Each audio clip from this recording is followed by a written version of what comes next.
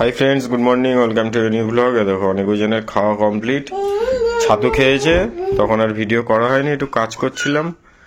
দেখো দুজনে এখন বসে বসে খাটে খেলা করছে।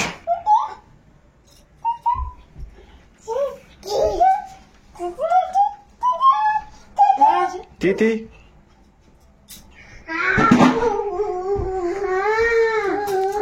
খেলা করো।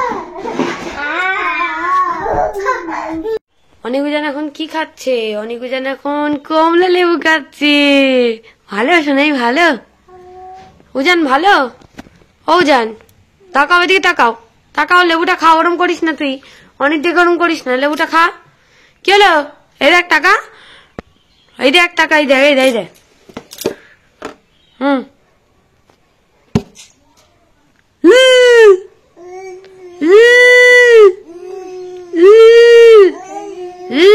জিব্বার কর, অনি জিব্বার কর।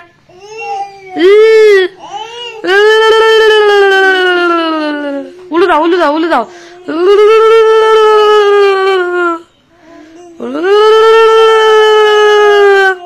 ভালো আছো? সবাইকে জিজ্ঞেস করেছো ভালো আছো? ভাও। অনিকুজান এখন ডাল, আলু সেদ্ধ আর মাছ দিয়ে খাচ্ছে। এই দেখো, আবার বলবে দেখবি, দেখ বিড়াল ডাকবে, দেখ। এটা একটু কেটে দে তো, ওই যে কি করে ফেলছে, একটু কেটে দে, দে ওকে, নিয়ে আয়, ফারাওয়ের কাছে দে। ওই দেখ নিয়ে চলে গেল বাবা। এই বিড়াল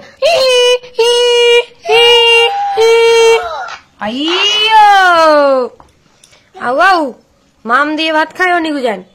ওই যে ওই যে ওই যে আবার কি করে দিয়েছে, আবার কি করে দিয়েছে ফোনে। এই দেখ অনিক, এই দেখ টাকা, এই দেখ, এই দেখ, এই দেখ, এই দেখ তরমুজ খাচ্ছি।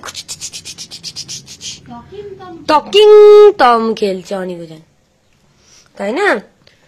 ও ঠিক করে দে, দেখ কি করে দিয়েছে, দেখ তাড়াতাড়ি নে, ওই তরমুজ খাবে। ঘুম থেকে উঠে মিমির কাছে আদর খাচ্ছে অনিকুজান। দেখো তোমরা সবাই, ওই দেখো অনি আবার চোখ বন্ধ করে নিচ্ছে।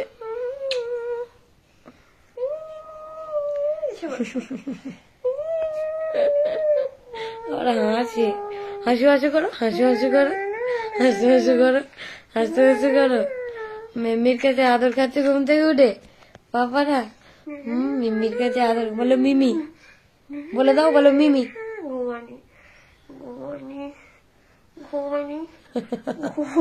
ভুড়ি দেখা যাচ্ছে অনেক,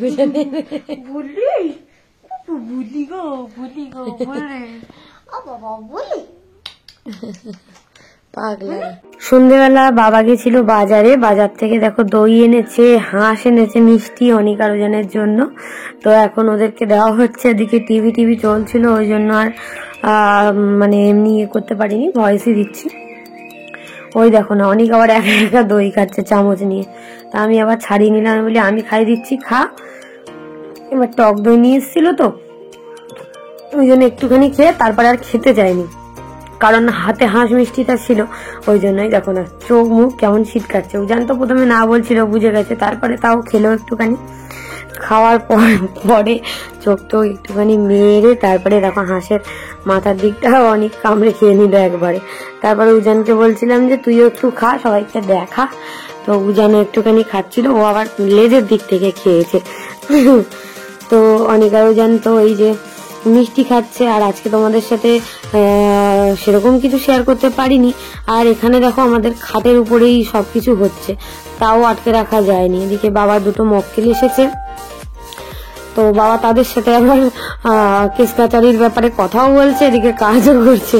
মা বাবা উপরে মানে অনেক আরো জনের জন্য খাটেই নিয়ে করছিল, চাদর টাদর সব পাল্টানো হবে। কি বলতো, মানে নিচে করলে অনেক আরো জন তো এমনি চারিদিকে খুব ছড়িয়ে দেবে। তা ওরা আবার কি করেছে, ওরা আবার সেই খাটেই যাবে, জেদ কান্নাকাটি।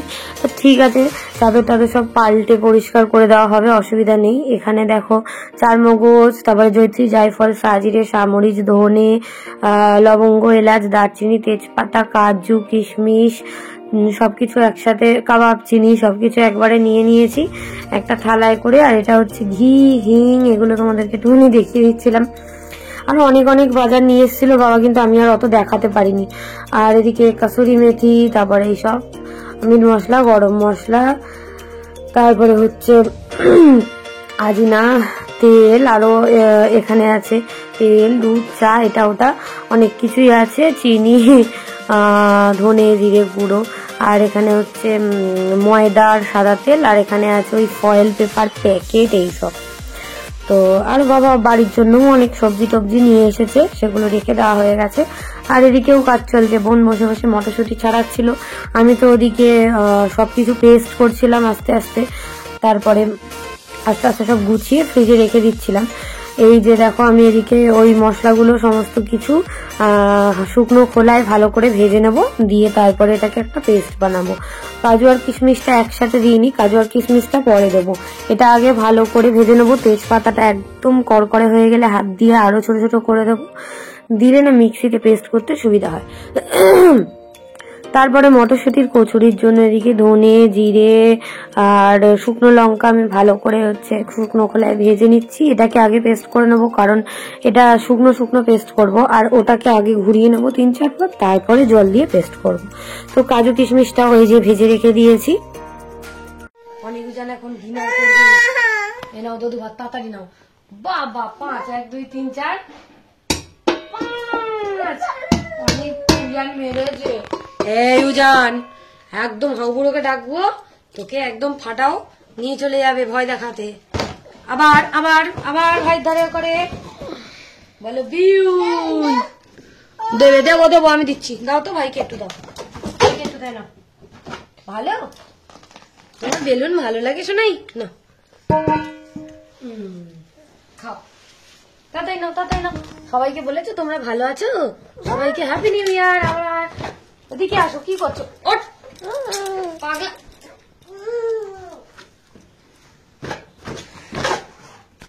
অনেক দেখো এখন দাদুর পিঠে উঠেছে, ঘোড়া টকবক টকবক করে এইসব করছে।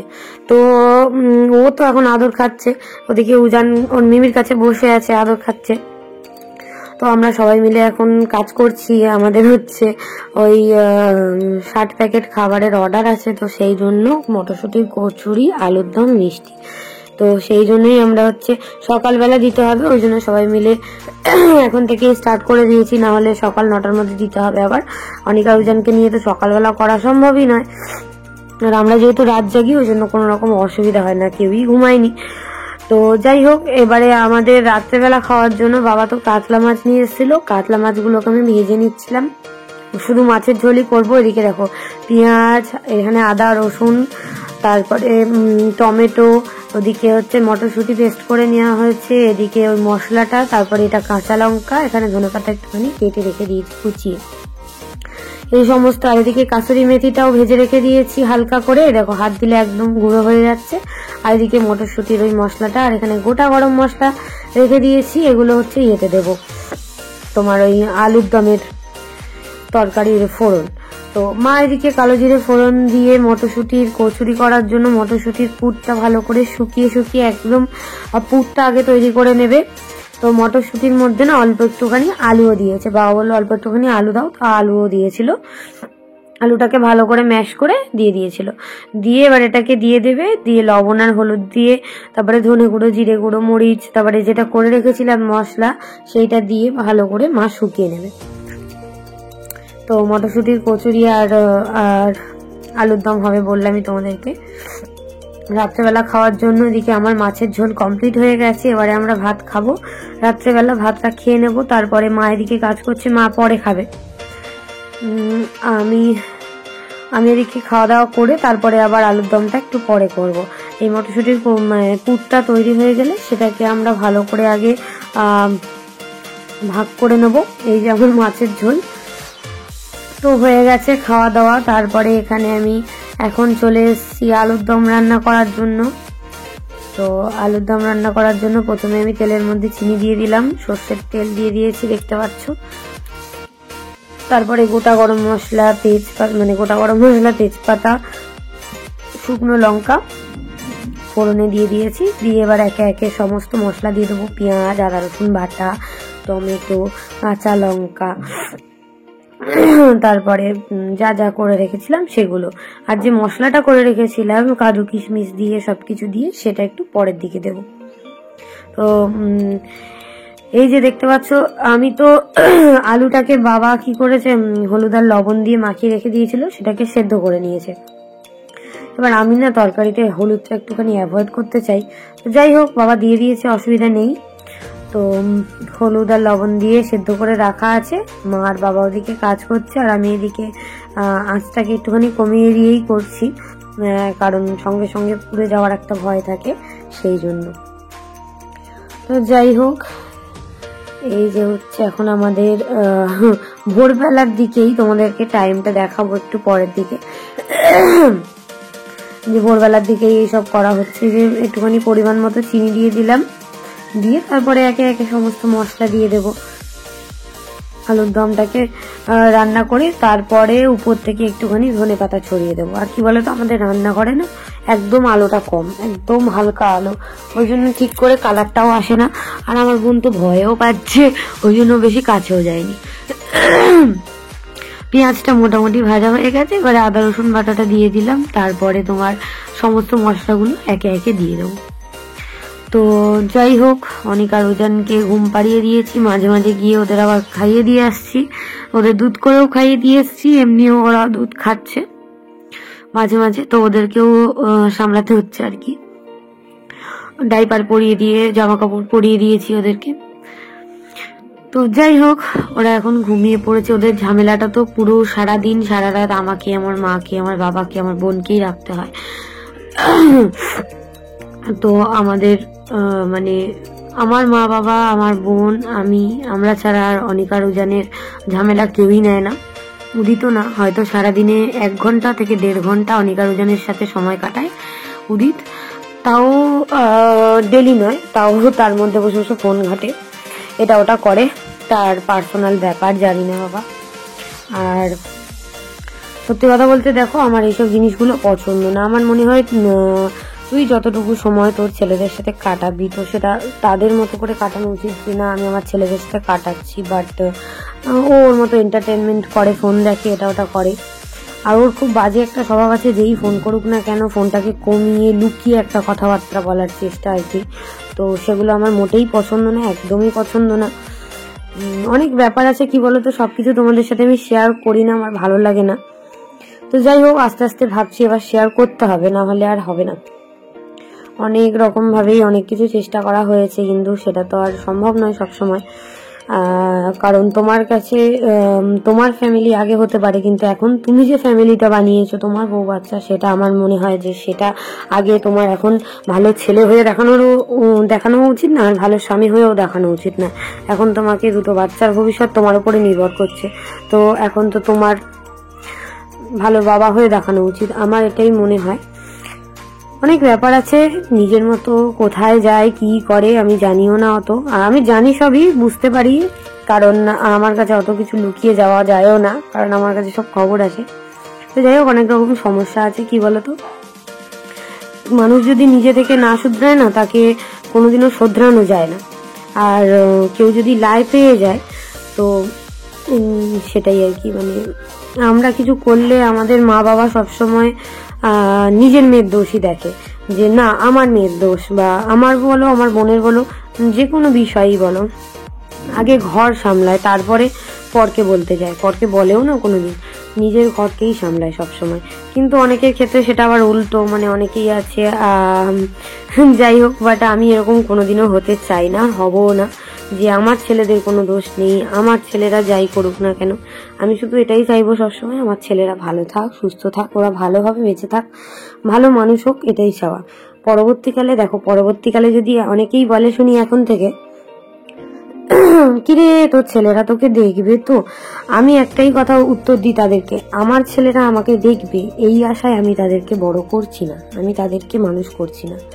আমার মনে হয় যে আমি শিক্ষা দিয়ে তাদেরকে যতটা বড় করব, যে আমি তাদেরকে বুঝিয়ে যতটা বড় করব, আমি চাই তারা দুজন ভালো মানুষ হোক। সবার আগে মানুষ। তুমি বড় কোনো চাকরি করতে হবে আমার কাছে, আমার এসব কোনো মনেও হয় না, আমি কোনোদিন মনে করবও না।